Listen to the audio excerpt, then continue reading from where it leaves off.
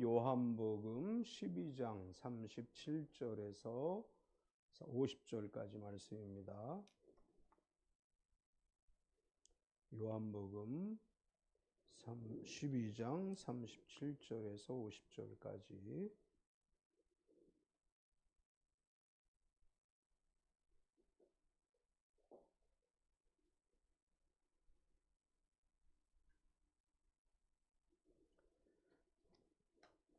신약성경 168페이지, 170페이지에 있습니다. 169페이지. 우리 천천히 같이 합독하겠습니다. 이렇게 많은 표적을 그들 앞에서 행하셨으나 그를 믿지 아니하니 이는 선지자 이사야의 말씀을 이루려 하심이라. 이르되 주여 우리에게서 들은 바를 누가 믿었으며 주의 팔이 누구에게 나타났나이까 하였더라.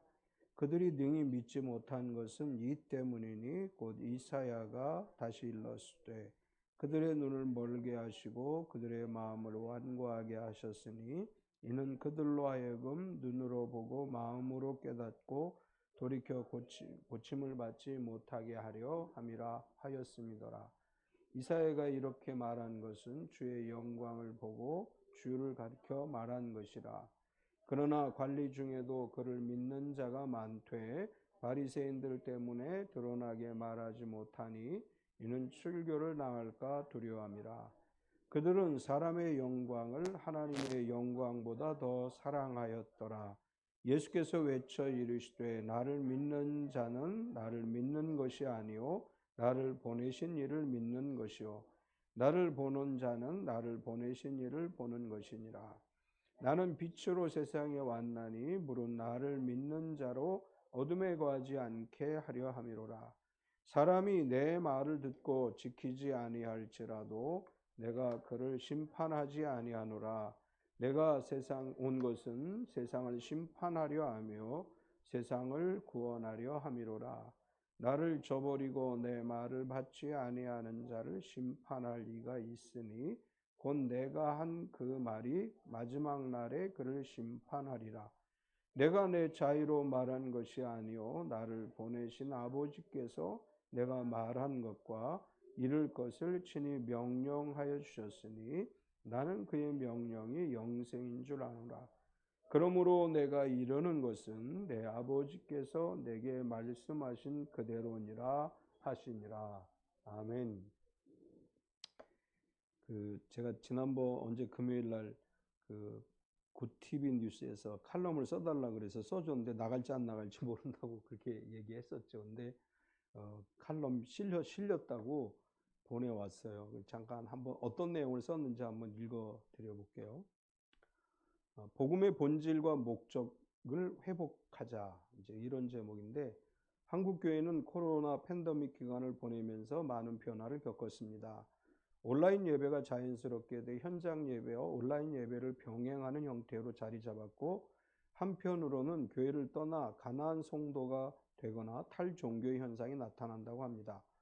그러다 보니 더 우려되는 것은 한국 기독교가 순수한 복음의 본질에서 벗어나는 것처럼 보이는 일들이 교회 밖으로 비춰지고 있다는 점입니다. 그동안 우리 사회가 겪어왔던 이념적 갈등이 팬데믹 기간 동안 마치 교회가 이 갈등의 중심에 있는 모습으로 비춰졌습니다. 일부 세력들이 교회, 복음과 예배를 자신들이 추구하는 이념의 도구로 사용하면서 교회 밖 사람들에게 교회는 보수와 진보의 선봉장처럼 보이는 모습을 지울 수가 없었습니다. 하지만 교회와 복음은 이념을 초월해야 합니다. 이념을 위한 도구로 사용되지 말아야 합니다. 보수와 진보의 골이 깊어지고 있는 사회적 병폐 속에서도 한국 교회는 복음의 본질과 목적을 회복해 나가야 합니다. 바울은 복음을 모든 사람에게 구원을 주시는 하나님의 능력이라고 말했습니다. 복음을 보수와 진보적 이념을 가진 사람들을 믿음 안에서 구원에 이르게 하는 능력이 있습니다. 바울은 유대인과 헬라인으로 대변되는 이방인들에게 동일하게 복음을 전하고 복음 안에서 모든 나라와 민족이 하나 되는 것을 기대했습니다. 복음이 이념의 도구가 아니라 이념이 복음을 위한 도구가 되어야 합니다. 우리가 추구해야 할 것은 복음을 통해 구원받은 성도의 공동체를 세워서 복음 안에서 하나님 나라가 현재 우리 안에 임하게 하는 것입니다. 무엇보다 한국 교회와 성도들이 복음의 강한 용사로 쓰임받기를 원합니다. 그것이야말로 지금 한국 교회를 바라보는 하나님의 시선이라고 생각합니다. 하나님은 우리가 다시 복음으로 새롭게 되면서 복음의 본질이 회복되기를 원하십니다. 그래서 복음 안에서 유대인과 헬라인이 서로 이해하고 하나가 되듯 우리 사회의 보수와 진보가 갈등의 골을 메우고 복음 안에서 하나가 되어야 합니다. 깊은 양극화, 대립이 아닌 서로의 다름을 인정하면서 다시 복음으로 새롭게 돼야 합니다. 이렇게 제가 글을 썼는데 사실은 안 내보낼 수도 있다고 좀 생각을 했었어요. 근데 약간 내가 쓴 것에 조금 수정을 한 것 같아요. 조금 수정을 해서 지금 우리에게 필요한 게 뭐냐? 저는 이념적 대립이 아니라고 생각을 해요. 복음이 우선이지. 막 어떤 쪽에서는 보수적인 집회한다고 예배드리고 어떤 쪽에서는 진보적인 예배드리고 내가 아는 목사님 중에도 어떤 분은 아주 극단적 보수주의자가 있고 어떤 사람들은 극단적 진보주의자가 있어요. 그런 분들의 글을 보면 막 이 사람들이 정말 목사인가 할 정도로 이렇게 막 사회적 저주, 뭐 상대 진영에 대한 저주 이런 걸 아주 극단적으로 해서 복음이 우선이지 이념이 우선이 아니다. 이제 이런 이야기를 썼는데 또 방송국 쪽에서 고맙다고 이렇게 고맙다고 글을 써주셔서 고맙다고 이렇게 왔어요. 근데 그렇게 그런 글들을 받아들일 수 있는 문화가 됐으면 좋겠어요. 그냥 내 것만 옳다고 생각하지 않고 서로가 이해하고 받아줄 수 있으면 좋겠다. 이제 아마 오늘 날짜에 신문에 실렸으니까 요번 주 중에 이제 교회로 오면 제가 이렇게 잘라가지고 한번 붙여볼게요. 지난주에 살펴본 말씀에서 예루살렘에 입성하신 예수님께서 며칠 뒤에 십자가를 지고 죽으실 것을 아시고 하늘 아버지께서 이 딸을 면회해달라고 기도하셨다. 이제 이런 이야기 했죠. 그럼에도 불구하고 예수님은 내가 이 때를 위하여 왔으니 내가 이 고난을 감당하겠습니다. 이렇게 기도하셨습니다. 예수님은 며칠 뒤에 십자가의 죽음을 피하지 않겠다고 말씀하시고 듣는 사람들에게 너희는 빛 가운데 다니라 이렇게 말씀하시고 빛의 자녀가 되라고 말씀하십니다. 오늘은 계속해서 이어지는 말씀으로서 내가 세상에 온 것은 세상을 구원하려 함이라 이렇게 말씀하셨어요. 모든 인간은 아담과 하와가 하나님의 명령을 어긴 이후로 죽을 수밖에 없는 존재가 됐습니다. 하나님이 처음에 인간을 만드실 때에는 죽지 않게 만드셨어요. 에덴 동산에서 영원히 살 수 있게 만드셨어요. 그런데 하나님의 명령을 어기니까 죽을 수밖에 없는 존재가 돼서 에덴 동산에서 쫓겨났습니다. 에덴 동산에서 쫓겨난 모든 인간은 죽을 수밖에 없는데 우리 안에는 늘 죄의 문제가 존재하고 있어요. 아무리 선하게 산다고 해도 나도 모르게 사람을 미워하기도 하고 욕하기도 하고 또 거짓말을 하게도 되고 우리 안에는 죄의 습성들이 남아 있습니다. 이러한 죄 문제를 해결할 수 있는 방법은 우리 스스로 해결하는 것이 아니고 하나님께서 보내주신 독생자 예수 그리스도를 통해서 해결할 수 있는 것입니다. 예수님은 하나님이신데 하늘 보좌를 버리시고 인간의 몸으로 이 땅에 오셔서 모든 인류를 대신해서 십자가에 달려 돌아가셨습니다. 예수님께서 돌아가심으로 인해서 죄사함의 길이 열렸고 우리에게는 구원의 길이 열렸습니다. 이제 예수님은 이 요한복음 12장의 말씀은 십자가를 지시기 불과 2, 3일 전에 하신 말씀이에요. 이제 곧 십자가를 지실 상황이에요. 이 십자가를 앞두고 있는 예수님 뭐라고 말씀하시느냐 하면 나는 세상을 구원하러 왔다. 나는 세상을 구원하려 함이로다. 이렇게 말씀을 하셨습니다. 이제 세상을 구원하려 함이로다. 이렇게 예수님이 말씀하시면서 첫 번째 오늘 본문에서 우리가 발견할 수 있는 것은 뭐냐 하면 믿지 아니하니라. 믿지 않는 사람들이 있었다. 이제 이런 이야기를 해요.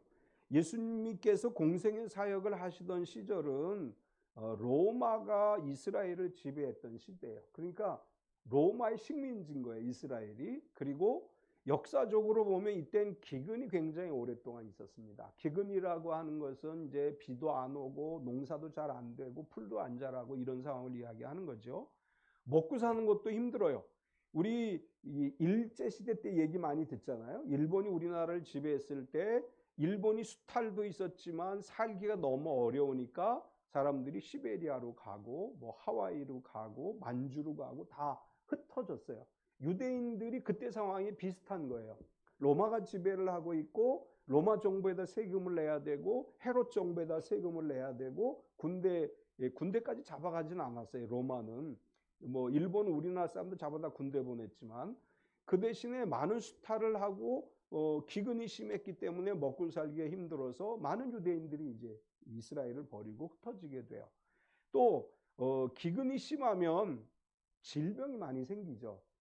살기가 풍요로워지면 질병은 좀 덜해요. 그런데 우리 옛날에 이렇게 우리 50년대, 60년대 먹고 살기 힘든 시절을 겪어보신 분들은 알죠? 그때는 질병이 굉장히 많았어요. 굉장히 많은 사람들이 아파서 병으로 죽고 이랬습니다. 예수님 시대도 똑같았어요. 로마가 지배를 하죠. 기근으로 인해서 먹고 살기도 힘들죠. 그러다 보니까 병든 사람도 많지요. 질병으로 고통당하는 사람도 많았어요. 예수님께서 이스라엘에 오신 때는 가장 절망적인 때였었어요. 이스라엘은 예수님이 오시고 나서 40년 지난 다음에 완전하게 멸망을 해요. 로마에 의해서. AD 70년에 티티누스 장군에 의해서 로마 성이 예루살렘이 무너지고 그때 이스라엘은 나라 없는 나라가 돼요. 이스라엘 사람들이 이스라엘 땅에서 다 뿔뿔이 흩어져서 이제 흩어진 유대인 디아스폴라들이 되죠. 예수님께서 오셨던 시대가 이스라엘 역사 가운데서 가장 어려웠던 절망의 시대예요. 이 절망의 시대에 예수님이 오셔서 어떤 일을 하셨느냐? 우리 예수님의 사역을 3대 사역이라고 얘기해요. 가르치시고 천국 복음을 전파하시고 병자를 고치셨다. 이게 이제 예수님의 공생의 3대 사역이라고 얘기하는데 오늘 성경에 보면 예수님이 많은 표적을 행하셨다. 이렇게 기록을 해요. 37절을 보면 이렇게 많은 표적을 그들 앞에서 행하셨으나 그들이 믿지 아니하니 예수님이 가르치시고 천국 복음을 전파하셨을 뿐 아니라 병자를 고치고 죽은 자를 살리시고 물 위를 걷기도 하시고 또 오병이어의 기적을 행하시기도 하고 거친 파도를 잔잔하게도 하시고 예수님이 병자를 고치신 이야기를 보면 시각장애인도 고치고 귀가 들리지 않는 장애인도 고치고 걷지 못하는 장애인도 고치고 말 못하는 장애인도 고치고 뭐 오늘날로 얘기하면 모든 불치병을 다 고치셨어요. 중풍병자, 나병, 귀신 들린 사람을 고쳐주시고 오늘날 의학으로도 고칠 수 없는 병들을 예수님이 고치셨어요. 물을 포도주가 되게 하셨죠. 오병이어 기적을 행하셨죠. 이런 놀라운 기적을 예수님께서 행하셨습니다. 이런 놀라운 기적을 행하니까 사람들이 예수님을 보고 놀라는 거예요. 이제 얼마나 많은 사람들이 예수님의 기적을 보고 놀랐느냐. 마태복음 14장 2절에 보면 그 신하들에게 이르되 이는 세례 요한이라 그가 죽은 자 가운데 살아났으니 그러므로 이런 능력이 그 속에서 역사하는도다 하더라. 이건 헤롯의 이야기예요. 헤롯은 예수님의 이야기를 듣고 자기가 죽인 세례 요한이 살아났다고 생각할 정도로 예수님의 능력은 너무나 놀라웠다는 거예요.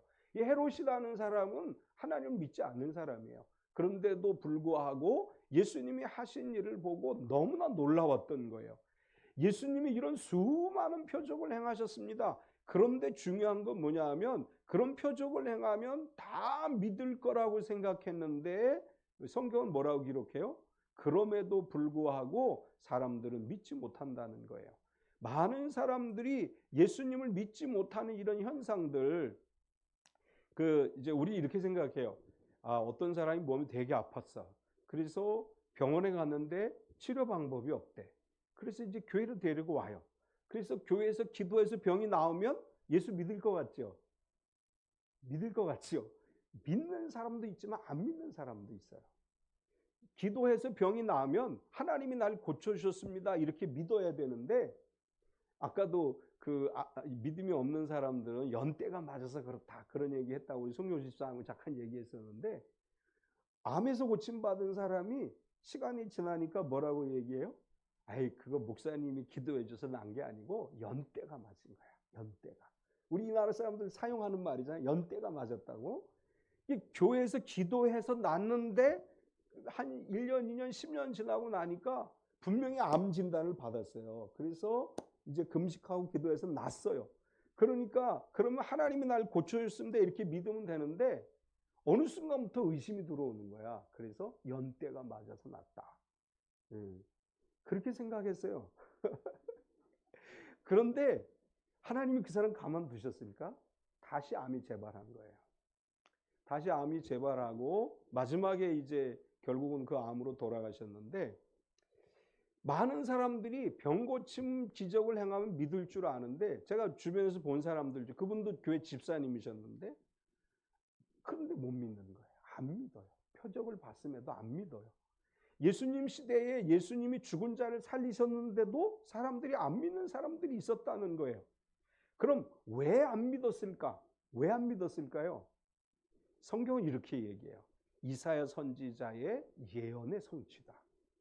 38절과 39절을 보면 이는 선지자 이사야의 말씀을 이루려 하심이라 이르되 주여 우리에게서 들은 바를 누가 믿었으며 주의 팔이 누구에 나타나이까 하였더라.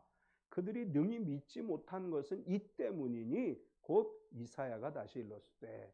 왜 못 믿었느냐? 이사야가 그렇게 예언한 것이 이루어졌다는 거예요. 이사야가 예언한 건 이런 내용이에요. 이사야 53장 1절을 보면 우리가 전한 것을 누가 믿었느냐? 여호와의 팔이 누구에게 나타났느냐? 이사야 53장은 이런 얘기가 기록되어져 있어요. 예수님께서 고난받으실 것을 기록했어요. 그가 채찍에 맞음으로 너희가 나음을 입었고 그가 우리의 질고와 우리의 질병과 우리의 모든 것을 대신 짊어지셨다. 이사야 53장에 그렇게 예언하고 있는데 그 예언을 하기 전에 뭐라고 얘기했느냐 하면 우리가 전한 것을 믿지 않는 자들이 있다. 이렇게 말을 해요. 하나님께서 기적을 행하시고 능력, 여호와의 팔이 나타나고 있음에도 불구하고 누구에게 그게 나타났느냐? 사람들이 믿지 않는다는 거예요. 어리석어서 기적을 보고도 믿지 못하고 하나님 말씀을 들어도 깨닫지 못하고 이것이 인간의 일반적 모습이에요. 오늘 우리가 이 자리에 와서 예배를 드리고 저의 설교를 듣는 것은 축복이에요. 왜냐하면 성령께서 우리로 믿게 하신 거예요. 성령께서 여기 와서 예배 드리게 하신 거예요. 성령이 우리를 돕지 않으시면 누구도 예수님을 믿을 수가 없어요. 성령이 우리를 도와주셔야 우리가 예수님을 믿을 수 있는 거예요. 하나님의 말씀을 듣고도 똑같이 말씀을 듣고도 어떤 사람은 믿는가 하면 어떤 사람은 믿지 못하고 똑같은 기적을 보고도 어떤 사람은 믿는가 하면 어떤 사람은 믿지 못해요. 성령이 마음을 열어주시면 믿는 역사가 일어나고 바로 이사야 선지자는 그것을 예언했고 요한 사도는 그걸 인용해서 기록한 거예요. 예수님께서 표적을 행하셨음에도 많은 기적을 행하셨음에도 사람들이 믿지 못했다. 왜냐하면 이사야 선지자가 그렇게 예언한 것이고 그렇게 이루어진 것이다. 계속해서 그럼 왜 이사야 선지자는 그렇게 예언했느냐? 왜 하나님은 어떤 사람은 믿을 수 있게 성령을 주셔서 마음을 열어주셨고 어떤 사람은 믿지 못하도록 성령이 그 사람들 마음속에 역사하지 않았느냐? 고침을 받지 못하게 하려 함이라. 이렇게 말씀을 해요. 오늘 40절의 말씀을 보면 그들의 눈을 멀게 하시고 그들의 마음을 완고하게 하셨으니 이는 그들로 하여금 눈으로 보고 마음으로 깨닫고 돌이켜 내게 고침을 받지 못하게 하려 함이라 하였음이더라. 이게 이사야 선지자의 예언의 말씀인데 이사야 6장 10절에 이렇게 예언했습니다. 이 백성의 마음을 둔하게 하며 그들의 귀가 막히고 그들의 눈이 감기게 하라. 염려하건대 그들이 눈으로 보고 귀로 듣고 마음으로 깨닫고 다시 돌아와 고침을 받을까 하노라 하시기로. 이게 무슨 얘기냐 하면 왜 어떤 사람들은 말씀을 듣고 믿지 못하느냐 하면 성령이 그 마음에 들어오지 않았기 때문에 마음의 귀가 막혔고 마음이 닫혔기 때문이라는 거예요. 말씀을 듣고 기적을 보았는데 마음이 닫혀있기 때문에 믿어지지 않아. 그럼 왜 이 사람들은 믿어지지 않도록 막혀있느냐 하면 말씀을 듣고 믿으면 깨닫고 돌아와서 영혼이 고침을 받고 삶의 고침을 받고 하나님의 축복을 받게 되는 거예요. 그런데 워낙에 이 사람들이 완고하고 완악하기 때문에 일정 기간 동안 이 사람들은 마음이 열리지 않도록 닫혀 있다는 거예요. 하나님이 닫아 놓으셨다는 거예요. 하나님이 마음을 열지 못하도록 깨닫지 못하도록 고침받지 못하도록 구원받지 못하도록 만들어 놓으셨기 때문에 그 사람들은 기적을 봐도 못 믿고 말씀을 들어도 믿지 못한다는 거예요. 이제 우리가 이런 현상을 신학적으로 뭐라고 얘기하느냐 하면 예정론에서 버림을 받기로 예정한 사람이다라고 얘기할 때 이제 예정론에서 이렇게 이야기를 해요. 그러면 이제 우리 이렇게 얘기할 수 있어요. 그러면 전도할 필요 없네요. 전도해도 어차피 못 알아듣고 안 믿으면 굳이 전도할 필요 있나요? 우리가 이렇게 생각할 수 있어요. 이제 예정론의 단점 중에 하나가 그거예요. 하나님께서 이미 구원받을 사람과 버림받을 사람을 예정했다. 이게 예정론의 기초인데 만약 그런 예정론의 기초라면 전도 굳이 할 필요 없지 않아요? 그냥 알아서 하나님 구원해 주시겠지. 그런데 사실은 성경은 뭐라고 얘기하느냐 하면 그럴지라도 복음을 전하라고 말씀하셨어요. 그럴지라도. 왜냐하면 어느 순간에 마음이 닫혀있고 또 귀가 닫혀있지만 하나님께서 그 사람의 영혼을 불쌍히 여기셔서 마음을 열어주실 때가 있어요. 이 사람의 영혼을 구원하시기 위해서 하나님이 마음을 열어주실 때가 있기 때문에 우리는 그 사람이 마음을 닫던 닫지 않던 끊임없이 가서 복음을 전해 주어야 된다고 하는 거예요. 우리가 예수님의 복음을 전해주면 처음부터 듣고 믿는 사람도 있어요. 그런데 10번 전해도 안 듣고 100번을 전해도 안 듣고 10년을 전하고 20년을 전해도 안 듣는 사람이 있어요. 그런데 하나님의 때가 되면 하나님의 성령이 그 마음에 오셔서 그 마음을 열어주셔요. 그리고 예수님을 영접하게 만들어 주셔요. 오늘 표적을 보고도 믿지 않는 사람도 우리 주변에도 있어요. 우리 주변에도 예수 믿는 사람들조차도 이렇게 확신 없는 믿음으로 살아가는 사람들이 분명히 있습니다. 그럼에도 불구하고 우리는 그분들을 위해 기도해주고 그분들에게 복음을 전하고 우리는 그들에게 그리스도의 사랑을 끊임없이 나누어 주어야 됩니다. 또 그 다음에 뭐라고 얘기하느냐 하면 드러내지 못하는 그리스도인들이 있다. 이제 저는 숨은 그리스도인이라는 표현을 종종 사용하는데 42절과 43절에 보면 그러나 관리 중에도 그를 믿는 자가 많되 바리새인들 때문에 드러나게 말하지 못하니 이는 출교를 당할까 두려워함이라. 그들은 사람의 영광을 하나님의 영광보다 더 사랑하였더라. 예수님의 말씀을 듣고 은혜를 받고 예수님을 믿게 된 관리들이 있었다는 거예요. 예수님이 행하신 표적을 보고 예수님을 믿게 된 관리들이 있었다는 거예요. 그런데 이 사람들은 나 예수님 믿어요 소리를 못한다는 거예요. 나 예수님 믿어요. 왜 못하느냐? 바리새인들이 말하기를 누구든지 예수 믿는 자는 우리 이스라엘 공동체에서 내쫓아버린다. 출교시켜버린다. 근데 관리라는 사람들은 출교되면 먹고 사는 게 문제가 생기는 거예요. 직장에서 쫓겨나는 거예요. 그러니까 직장에서 쫓겨나지 않으려고 예수님을 믿지만 안 믿는 척 했다는 거예요. 요즘 사실 예수 믿는다는 거 얘기하기 좀 불편한 시대가 됐죠. 다시 요즘 막 이 밖에 나가서 예수 천당 예수 믿으세요 그렇게 얘기하기 불편한 시대가 돼가고 있죠. 지금 우리 한국 사회가 이제 한 몇 년 전만 해도 내가 교회 다녀 예수 믿어 이렇게 얘기하는 게 전혀 불편하지 않았었어요. 교회를 바라보는 시선이 그렇지 않았기 때문에. 근데 우리가 어렸을 적에 한 70년대까지만 해도 교회 다닌다는 걸 숨겨야 됐던 그런 문화들이 있어요. 교회 다닌다. 교회 올 때 요즘 핸드폰만 들고 오면 되잖아요. 교회 올 때. 예전에 성경책 들고 교회 가야 되는데 어떤 분은 신문지로 싸서 들고 교회 오시는 분도 있고 어떤 사람이 품속에 넣어요. 이 품속에 넣고 이렇게 하고 교회 오시는 분도 있고 이게 교회 오는 걸 드러내지 않으려고 했던 그런 문화들이 있었어요. 세상에서 교회를 바라보는.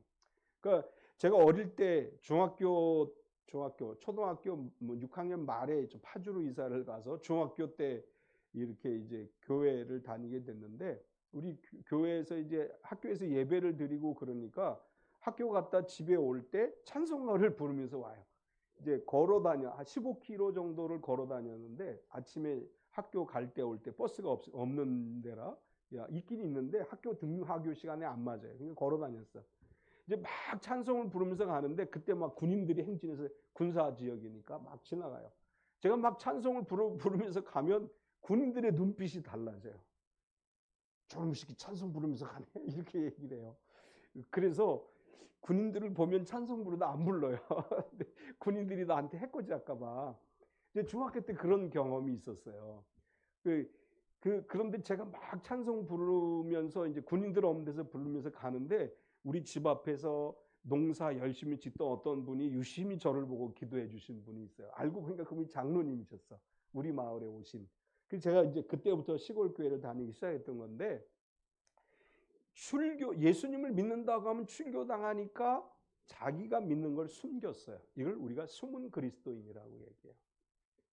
지금 숨은 그리스도인으로 살아가지 않으시죠? 지금 밖에 나가서 나 예수 믿어 이 소리 당당하게 못 하시는 분 없죠? 예, 그렇죠. 요즘은 안 그런 것 같아. 대답들을 못 해. 숨은 그리스도인이 되지 맙시다. 요한은 이렇게 얘기했어요. 숨은 그리스도인들은 어떤 사람들이다? 사람의 영광을 하나님의 영광보다 더 사랑하는 사람들이다. 주변에 전도가 필요한 사람들에게 전도합시다. 영혼을 구원해야 돼요. 영혼을 구원해서 천국 가게 만들어야 돼요. 두 번째, 예수님 이렇게 말씀하셨어요. 세상을 구원하려 함이라.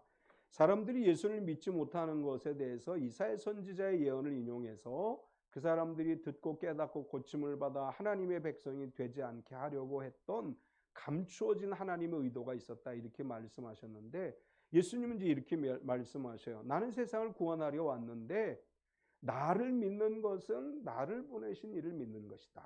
44절 45절 예수께서 외쳐 이르시되 나를 믿는 자는 나를 믿는 것이 아니요 나를 보내신 이를 믿는 것이며 나를 보낸 자는 나를 보내신 이를 보는 것이니라.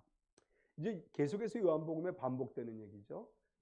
내가 온 건 내가 오고 싶어 내 자유로 온 게 아니라 아버지가 나를 보내신 거야. 내가 말하는 건 내가 말하는 게 아니고 아버지가 주신 말을 하는 거야. 예수님 계속해서 이렇게 말씀을 하셔요. 그러면서 뭐라고 얘기해요? 나를 믿는 자는 나만 믿는 게 아니고 내 안에 계신 아버지도 믿는 거야. 이렇게 얘기해요. 우리 기독교 신앙은 삼위일체 하나님을 믿는 신앙이에요. 성부 하나님을 믿습니다. 성자 하나님을 믿어요. 성자 하나님은 예수님이고 성령 하나님을 믿어요. 이제 기독교라고 이야기하면서도 삼위 하나님을 믿지 않는 사람들이 있어요. 첫 번째가 여호와의 증인들이죠. 이 사람들은 여호와 하나님만을 믿어요. 여호와의 증인이에요. 그래서 그 다음에 예수님을 믿는다고 하지만 오직 예수라고 얘기하는 분들이 있어요. 이분들은 성부, 성자, 성령 하나님을 믿지 않고 오직 예수님만 믿어요. 예수님이 하나님이고 예수님이 성자고 예수님이 성령이시다. 그래서 오직 예수. 우리가 잘 들어야 돼요. 오직 예수 그러면 무조건 다 그게 올바른 성경적 가치관을 얘기하는 게 아니에요. 오직 예수라고 말하면서 성부 하나님 인정하지 않고 성령 하나님 인정하지 않는 그런 분들이 있어요. 이 부분은 우리가 조심해서 들어야 돼요. 예수님 분명히 뭐라고 말씀하셨어요? 아버지가 계시고 내가 있고 성령이 계시다고 말씀하셨어요. 우리는 삼위일체 하나님을 믿습니다. 성부, 성자, 성령 하나님을 믿습니다. 근데 예수님은 이렇게 또 말씀해요. 나를 믿는 자는 어둠에 거하지 않게 하려 함이라. 46절을 보면 나는 빛으로 세상에 왔나니 무릇 나를 믿는 자로 어둠에 거하지 않게 하려 함이로라. 지난주에도 잠깐 말씀드렸죠. 예수님 빛으로 오셨어요. 요한복음 1장부터 예수님 빛으로 오셨다고 말씀했고 예수님을 믿는 자는 어둠에 거하지 않고 빛 가운데 거하게 하려 함이라고 말씀하셨습니다. 예수님을 믿음으로 빛 가운데 걸어가고 있는 줄 믿습니다. 빛 가운데 걸어가는 사람은 실족하지 않아요. 빛 가운데 걸어가는 사람들은 넘어지지 않습니다. 주님이 붙잡아 주시고 빛 가운데 인도하시는 줄 믿습니다. 계속해서 나는 구원하러 온 것이다 이렇게 말씀하셔요. 47절을 보면 사람이 내 말을 듣고 지키지 아니할지라도 내가 그를 심판하지 아니하노라. 내가 온 것은 세상을 심판하려 함이 아니요 세상을 구원하려 함이로다. 요한복음에서 계속 강조되는 것 중에 또 하나가 뭐냐 하면 심판하러 오신 게 아니다. 예수님이 그렇게 말씀하세요. 나는 심판하고 정죄하기 위해서 온 것이 아니고 구원하기 위해서 온 것이다. 생명을 주기 위해서 온 것이다. 요한복음에서 계속해서 예수님이 강조하시는 거예요. 예수님도 심판을 위해서 오신 게 아니고 정죄를 위해서 오신 것이 아니고 구원하게 오셨다고 말씀해요. 그래서 우리가 정죄하지 말아야 돼요. 제가 자꾸 강조하죠. 우리가 다른 사람들을 정죄하지 말아야 돼요. 나와 다르다고 해서 정죄의 권한은 하나님께만 있어요. 우리가 누군가를 정죄하고 누군가를 판단하는 거, 그건 우리가 할 수 있는 일이 아니에요. 예수님조차도 나도 정죄하고 판단하지 않는다고 말씀하셨어요. 그러면서 세 번째, 하나님의 명령은 영생이다 이렇게 말씀해요. 나는 심판이 아닌 구원을 위해서 왔다 이렇게 말씀하시면서 나는 하나님의 명령을 따라서 세상에 왔는데, 이제 앞에서 이렇게 얘기했죠. 나는 심판자로 온 것이 아니라 구원을 위해서 왔다. 그렇게 얘기하시면서 심판하실 분이 있다 이렇게 말씀하셨어요. 48절을 보면 나를 저버리고 내 말을 받지 아니하는 자를 심판할 리가 있으니 곧 내가 한 그 말이 마지막 날에 그를 심판하리라. 나는 심판이 아니고 구원을 위해서 왔어. 그러나 마지막 날이 되면 심판하시는 분이 있다. 그렇게 말씀해요. 마지막 날 예수님 다시 오실 때 반드시 심판이 있습니다. 그때 심판의 주가 오셔서 세상을 심판하실 날이 있어요. 이건 분명한 사실이에요. 우리가 그냥 이렇게 살다가 죽으면 그만이지 아니에요. 죽으면 그만인 것이 아니고 마지막 날 예수님 다시 오시면 반드시 하나님의 심판이 있어요. 이제 이것을 옛날 개역 성경에서는 백보자 심판이라고 했는데 지금은 이제 그 단어가 좀 바뀌긴 했죠. 마지막 날 하나님이 왜 심판을 하시느냐? 왜 심판하시느냐? 내가 하는 모든 말을 하나님께서 명령으로 주신 것이기 때문이다. 이렇게 말씀하시죠. 49절에 보면 내가 내 자유로 말한 것이 아니요 나를 보내신 아버지께서 내가 말한 것과 이룰 것을 친히 명령하여 주셨으니, 마지막 날이 되면 아버지가 심판하시는데, 왜냐하면 내가 하는 모든 말을 아버지가 주신 말이고, 아버지가 주신 말을 내가 너에게 전했는데 너희가 내 말을 안 들은 것은 결국 아버지 말을 안 들은 거야. 그러니까 말씀을 주신 아버지께서 너희를 심판하시는 것이다. 이해가 돼요? 조금 이상하게 들리시나요? 뭔 소리인지 잘 이해가 안 되시나요? 하나님이 예수님에게 명령을 주셨어요. 예수님이 그걸 그대로 우리에게 말씀하셨어요. 그럼 이 명령은 누구 거예요? 아버지 거예요. 우리 옛날에 어명이라는 거 있잖아요. 어명이요 하고 가서 이제 전령들이 가서 어명을 전하면 이 말은 왕의 말이에요. 그러니까 이 말을 안 지키면 왕의 말을 안 지킨 거기 때문에 처형을 받는 거죠. 예수님 같은 논리를 얘기하시는 거예요. 내가 한 말은 내가 한 말이 아니고 아버지가 주신 말을 내가 한 거야. 그런데 이 말을 안 지켰으니까 아버지가 너희를 심판하는 거야. 이렇게 예수님 말씀하시는 거예요. 그리고 마지막으로 예수님 이렇게 말씀하세요. 그런데 하나님의 명령은 뭐냐? 영생이다. 50절을 보면 나는 그의 명령이 영생인 줄 아노라. 그러므로 내가 이루는 것은 내 아버지께서 내게 말씀하신 그대로니라 하시니라. 하나님이 예수님에게 명령을 주셨고 예수님이 이 말씀을 우리에게 전해 주셨는데 이 말씀을 지키지 않으면 심판을 받아. 그런데 사실은 이 말씀을 지키면 어떻게 돼요? 영생에 이르게 되는 것이다. 간단한 거예요. 우리가 하나님이 우리에게 주신 말씀은 영생을 위한 말씀이에요. 하나님 우리를 괴롭히려고 말씀하시는 분이 아니에요. 이제 우리 신앙생활 하다가 처음에 교회 다니고 신앙생활 하면서 사람들이 하는 말 가운데 하나는 뭐냐면 성경대로 사는 게 너무 힘들어요. 이렇게 말해요. 너무 하나님 말씀대로 사는 게 힘들어요. 이렇게 얘기를 해요. 그런데 예수님께서는 뭐라고 말씀하시느냐 하면 너희가 내 말을 잘 지키면 영생을 얻고 너희가 하나님 말씀대로 살면 복을 받고 너희가 하나님 말씀대로 살면 망하지 않아. 너희가 하나님 말씀대로 살면 하나님 나라의 복을 누리는 거야. 이렇게 예수님께서 말씀하셨습니다. 우리는 하나님의 명령인 영생의 말씀을 받은 사람들인 줄 믿습니다. 말씀을 거부하면 영원한 죽음에 이르게 돼요. 우리가 이 땅에 사는 동안 길어봐야 100년 살아요. 그런데 우리의 영혼은 몇 년을 사느냐? 수천 년 죽지 않고 영원히 사는 거예요. 영원히 어디서 살고 싶으세요? 지옥에 가서 살고 싶으세요? 이 땅에서 그냥 살고 싶은 대로 하고 싶은 대로 하다가 그 다음에 지옥 가서 불이 꺼지지 않는 불 안에서 영원토록 살고 싶으세요? 이제 우리 농담으로 그런 얘기, 한국 사람들 때문에 지옥의 불이 뜨거워졌다. 농담으로 얘기해요.